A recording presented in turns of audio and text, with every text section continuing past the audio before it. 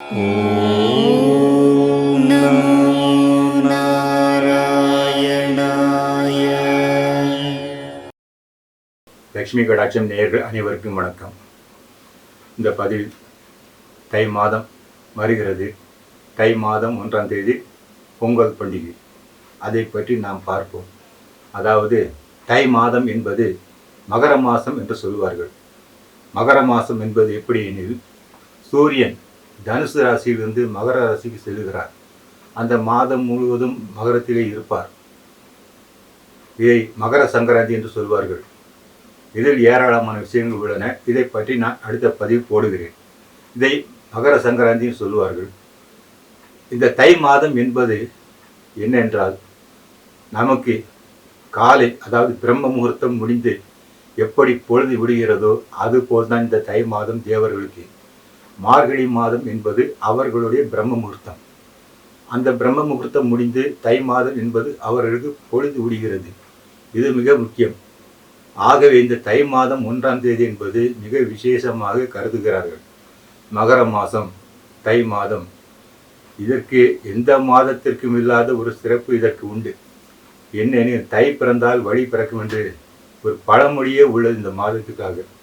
ஏனெனில் அந்த அளவுக்கு ஒரு சிறப்பு இந்த மாதத்துக்கு உண்டு. ஆடி மாதத்தில் விதை விதைத்து அதை அறுவடை செய்து தை மாதத்தில் அவர்களுடைய வாழ்க்கைக்கு ஒரு நல்ல காலம் பிறக்கும், நல்ல வழி கிடைக்கும் என்பது இதன் பொருள். எனவே தை பிறந்தால் வழி பிறக்கும் என்பது ஒரு பழமொழி நம் பெரியோர்கள் வைத்துள்ளார்கள். நம் பெரியோர்கள் எதையுமே சரியாகத்தான் சொல்லியுள்ளார்கள். அந்த அடிப்படையில் தான் இந்த தை மாதம் 1ஆம் தேதி. மேலும் தேவர்களுக்கு பொழுது விடுகின்ற நேரம்.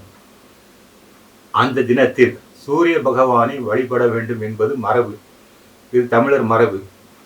சூரிய பகவான் என்பது அவர் இன்றி அணுவும் அசையாது. எப்படின்னு, அவர்தான் சகல ஜீவராசிகளையும் அவர் வாழ வைக்கிறார். இந்த உலகத்தில் சூரிய வெளிச்சம் இல்லாமல் எதுவும் நடக்காது. சூரிய வெளிச்சம் இல்லை என்றால் மனிதனால் வாழ முடியாது. பயிர்கள் விளையாது. சகல ஜீவராசிகள் வாழ முடியாது. எனவேதான் இந்த சூரிய வெளிச்சம் அந்த அளவுக்கு மிக முக்கியம். நம் சனாதன தர்மத்தில் அனைத்து தெய்வங்களையும் வணங்க சொல்லியுள்ளது. எந்த தெய்வத்தையும் வணங்க வேண்டாம் என்று சொல்லவில்லை. சூரியன் என்பவர் கண்கண்ட கடவுள். நாம் தெய்வம் பார்க்கிறோம், தெய்வத்தை பார்க்கிறோம், தெய்வத்தை பார்க்க வேண்டும் என்று நினைத்தால் அந்த சூரியனை பார்த்தாலே போதும். தினமும் ஒரு முறை ஜஸ்ட் ஒரு 2 செகண்ட் 3 அந்த சூரிய பகவானை வணங்கினாலே போதும். நமக்கு அவர் எப்படி பிரகாசமாக இருக்கிறாரோ, எப்படி பிரகாசமான ஒளியை இந்த உலகு கொடுக்கிறாரோ, அந்த மாதிரி நம் வாழ்வு அதே விரைவில் பிரகாசம் அடையும். நம்முடைய கஷ்டங்கள் தொலையும். இவையெல்லாம் அந்த வழிபாட்டில் உள்ளது. சூரிய வழிபாட்டில் தினம் ஒரு 2 நிமிஷம் 3 நிமிஷத்துக்கு வெளியே போகும்போது கூட சும்மா வணங்கினாலே போதும். நம்முடைய வாழ்க்கை பிரகாசமாக இருக்கும். அந்த அளவுக்கு சிறந்த கடவுள் அந்த சூரிய பகவான். அவர் இன்றி எதுவும் பண்ண முடியாது. எனவே தான் அந்த சூரிய பகவானை வழிபடுவதற்கு தான் இந்த பொங்கல் பண்டிகை நம் பெரியவர்கள் வைத்துள்ளார்கள். மேலும் புது அரிசி வந்துவிடும். அறுவடை செய்து புது அரிசி, அந்த புது அரிசி முதலில் நன்றாக ஒரு இனிப்பான பலகாரம் செய்து சாப்பிட வேண்டும் என்பது ஒரு கருத்து. எனவே தான் அந்த பொங்கல் பச்சரிசியில் பொங்கல் வைத்து நெய்யில் பாலில் வேக வைத்து அந்த உணவு தயாரித்து முந்திரி பருப்பு, திராட்சை, நெய் போன்றவைகளும் சேர்த்து அந்த பொங்கல் நாம் சமைத்து முதலில் அந்த சூரிய பகவானுக்கு தான் நாம் வழிபடுகிறோம். அந்த சூரிய பகவானுக்கு படைத்து அதன் பிறகு நம் குல தெய்வங்களுக்கு படைத்து அதன் பிறகு நம் குடும்பத்தோடு உட்கார்ந்து ஆண்டாள் சொன்னது போல் மூட நெய் பெய்து முழங்கை வழிவார கூடியிருந்து குளிந்தலோர் அவ்வாவா என்பது போல் நாம் அனைவரும் ஒன்று சேர்ந்து உண்பதில் இருக்கிற மகிழ்ச்சி அது தனி அலாதிதான். அதை நாம் செய்ய வேண்டும். அதன் பிறகு நாம் நண்பர்கள், உற்றார், உறவினர்கள் தங்கள் உறவுகளை பரிமாறிக்கொள்ளலாம். அதற்கெல்லாம் ஒரு நல்ல சந்தர்ப்பம் இந்த பொங்கல் பண்டிகை. பொங்கல் என்பது மண்பானையில் தான் வைக்க வேண்டும். அது ஒரு சாஸ்திரம். பச்சரிசியில் சமைக்க வேண்டும். அன்றைய தினம் வீடு முழுவதும் நன்றாக அலங்கரித்து சுத்தமாக செய்துவிட்டு தோரணங்கள் கட்டி நாம் அலங்கரிக்க வேண்டும். அரிசி மாவு கோலம் போட வேண்டும். அது மிகவும் சிறப்பு. எனவே அந்த அளவுக்கு ஒரு அழகான பண்டிகை, முக்கியமான பண்டிகை தமிழர்களுக்கான பண்டிகை இந்த பொங்கல் பண்டிகை. இதை மிக விசேஷமாக கொண்டாட வேண்டும். சரி, இந்த பொங்கல் வைக்கிறதுக்கு ஒரு நேரம் நல்லபடியாக இருக்கா, எந்த நேரம் நல்ல நேரம் என்று ஒரு கேள்வி நீங்கள் கேட்கலாம்.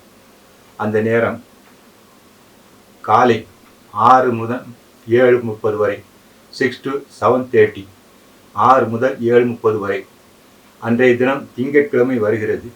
7:30 வரை உங்களால் அந்த பொங்கல், அந்த குறிப்பிட்ட நேரத்திற்கு உங்களால் அந்த பொங்கல் பூஜை செய்ய முடியவில்லை என்றால் 7:30 to 9 ராகு காலம். ஏனெனில் அந்த திங்கட்கிழமை 9 மணிக்கு மேல் நீங்கள் அந்த பொங்கல் பானை வைத்து நீங்கள் பொங்கல் பண்டிகை கொண்டாடலாம். அதில் ஒன்றும் தவறில்லை.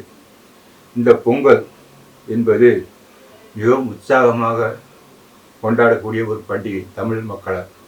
இந்த பொங்கல் பண்டிகை முடிந்தவுடன் மறுநாள் மாட்டுப் பொங்கல். மாட்டுப் பொங்கல் என்பது என்னது? அந்த மாடுகள், கால்நடை செல்வங்கள். ஏனெனில் அதுவும் நம்மை வாழ வைக்கிறது, அது நமக்கு பாலை கொடுக்கின்றது. அது மட்டுமா என்று பார்த்தால் நம் விவசாய தொழிலுக்கும் அதுதான் முக்கியம்.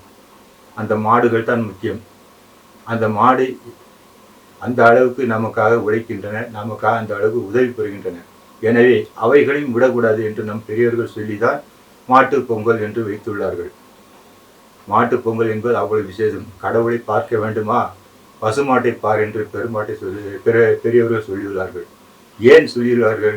அவர்கள் தெரியாமல் ஒன்றும் சொல்லவில்லை. பசுமாட்டை பார் என்று.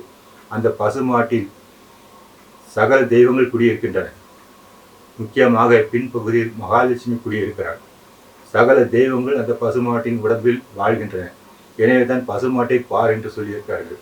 எனவே அந்த கால்நடை செல்வங்களை வெறும் மாடு என்று சொல்லவில்லை, கால்நடை செல்வங்கள் என்று சொல்லியுள்ளார்கள். உண்மையிலே அது செல்வங்கள் தான் மனிதர்களுக்கு. எனவே அந்த செல்வங்களையும், கால்நடை செல்வங்களையும் நாம் கொண்டாட வேண்டும், அதை பூஜிக்க வேண்டும் என்பதெல்லாம் நம் முன்னோர்கள் கருத்து. அன்றைய தினம் அந்த மாடுகளை நன்றாக குளிப்பாட்டி மஞ்சள் குங்குமம் எல்லாம் போட்டு வைத்து சந்தனம் தெளித்து அதற்கு கொம்புகளுக்கு பெயிண்ட் அடித்து அதற்கு பொங்கல் வைத்து ஏராளமான பழ வகைகள் வைத்து அந்த வழிபாட்டு வந்தால் நமக்கு ஏராளமான செல்வங்கள் நமக்கு கிடைக்கும். அதையும் வணங்க வேண்டும் என்று நம் முன்னோர்கள் சொல்லியுள்ளார்கள். அவர்கள் எதையும் தெரியாமல் சொல்லவில்லை. மேலும் அன்றைய தினம் பார்த்தோமானால் சில ஊர்களில், கிராமங்களில் கலை நிகழ்ச்சி எல்லாம் நடைபெறும். வீர விளையாட்டுகள் எல்லாம் கூட நடைபெறும். அதை எல்லாம் கூட சில கிராமங்களில் இன்றளவும் கூட நடக்கத்தான் செய்கிறது. வீர விளையாட்டான், ஜல்லிக்கட்டு முதலிய விளையாட்டுகள் எல்லாம் கூட மிகவும் சிறப்பாக நடைபெறுகிறது. எனவே இந்த பொங்கல் பண்டிகை அவ்வளவு சிறப்பான ஒரு பண்டிகை. அதன் பிறகு காணும் பொங்கல் என்று ஒன்று உண்டு. அனைவரும் அவரவர் சொந்தக்காரர்கள், நண்பர்கள், உற்றார் உறவினர்கள் பார்த்து சந்திப்பது காணும் பொங்கல் என்பது ஒரு பண்டிகை உண்டு. ஆக இந்த தை மாதம் வந்தாலே முதலில் ஆரம்பத்திலே இந்த பொங்கல் பண்டிகை, அதன் பிறகு மாட்டுப் பொங்கல், காணும் பொங்கல் என்று 3 தினங்கள் தொடர்ச்சியாக விசேஷங்கள் தான். அந்த அளவுக்கு ஒரு சிறப்பு இந்த மாதத்திற்கு ஆரம்பத்திலே இருக்கிறது.